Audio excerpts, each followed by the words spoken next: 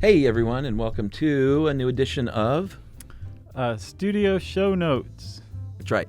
If you haven't watched before, we bring you inside the studio each week to delve into some news items that maybe touch on a past podcast. We might do some corrections here and there. Maybe, if we get something wrong. Yeah, basically anything that interests us each week. We're going to make that your problem. Right. In video form. We're going to put our stuff on you. What are we talking about first, Chuck? Well, we have one news item this week about our favorite topic, testicular pain. It's tied for first with a few other ones. And a couple of doctors back in the 1930s, Edward Carmichael and Herbert Woolard. Yeah, Woolard.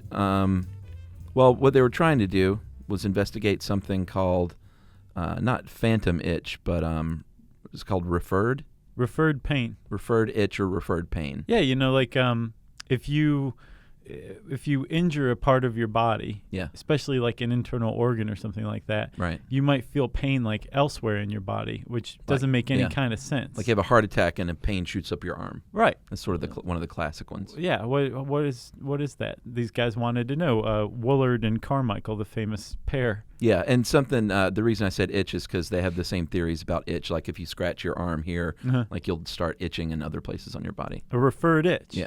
And it's funny I say the famous pair because these guys investigated referred pain themselves. Uh-huh. We did a pretty cool podcast, 10 scientists who were guinea pigs for their own experiments. Yeah, there's a long history of scientists making, and usually because of a lack of resources initially. Right, or they just don't have anybody they can talk into trying this. So they do it themselves. So these guys got, one of them took his pants off, apparently. And either he himself or the other one did. They don't specify in the notes. I love that. Drew the testicles forward with his fingers, and then they placed a pan on top of his testicles. Yeah, from like a scale pan. And it gets worse than this. Yeah. They started adding weights to the pan, and they were recording the sensations. That's right. And I actually have the original one-sheet chart pulled up of observations of the right testicle. Does it have illustrations on it? No. That's probably good. But it's they did one testicle at a time, not as a pair, which makes sense.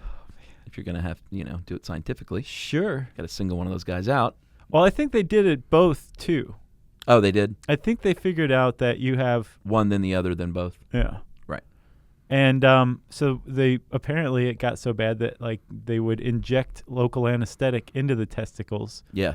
So that they could keep the experiment going, man. Let's keep it going. Right. These guys very much crossed the line into BDSM at that point.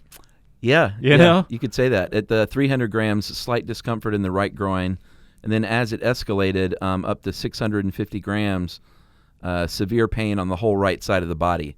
So, and then once the subject reported pain of, quote, a sickening character all across his back. Yeah. So that's referred pain, baby. Yeah, any guy that's ever been kicked in the groin really hard, sometimes you'll vomit. Right. And it's a very distinct pain that's not localized to the groin. Not at all. Yeah. If anything, it's in your gut, and then it just kind of spreads upward. And yeah. Wow. And that's a quick, sharp kick. Like I can't imagine just slow, steady weights being pressed. Yeah. So hats off to you gentlemen. Yeah. Woolard and Carmichael for your bravery. Yep. And I guess, I don't know. I'm not sure what they accomplished. They figured out that it's true if you get smashed in the testes. There is such thing as referred pain. Okay. All right. Well, good for them. Chuck, I have something to tell you about. You and everybody else out there, too.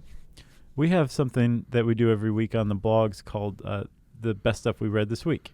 Yeah, Josh curates this, and it's always very interesting stuff. Yeah, it's just cool articles that I've come across and read. I've read every single one of them. I'm not like, oh, this sounds pretty neat. Put it up there. Oh, that internet thing where no one reads? Right. You just like post headlines? Yeah, because I'll be reading something that seems really, really great. And if it's written poorly or the ultimate point to it just sucked, I won't put it on there. This is literally the best stuff we've read this week, right? Yeah. And this week, something from roadtrippers.com. Uh-huh.